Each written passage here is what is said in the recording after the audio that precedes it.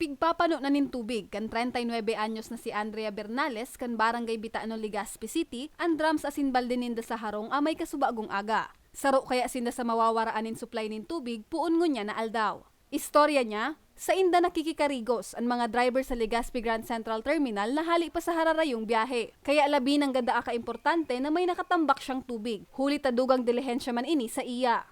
Mag-ano ka agad ng tubig, magsalo ka agad kasi kahit hindi naman kahit nawawalan man hindi man nawalan ng tubig, mahirap talaga ang tubig dito. Kaya lagi kami nag-prepare ng tubig. Kaya kami, minsan yung nanay ko 3 AM, gising na siya, nag-ano na siya ng tubig. Kasi may mga naliligo na ganyan na oras.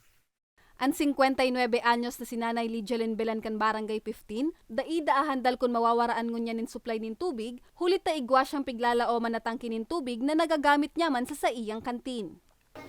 Sa mga araw kaining may itere, siyempre, sobrang importante. Ang paghugas, dakulo na pighugasan. Kaya, dapat, pero may talagang ang tubig. Igwa kaming tangki, kaya, pero may man yan may nakareserba. So, para sa muya, dahil kami medyo apektado. Not unless, waran law ang tangki namon.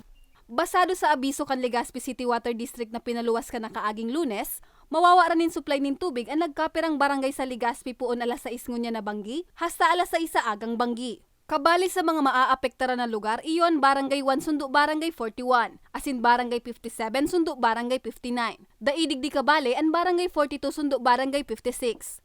Sigun sa opisina kan LCWD, ang 12-hour plant shutdown ang pigpautob para tawanin dalan ang maintenance work sa water treatment plant kan PhilHydro na supplier nin tubig kan LCWD.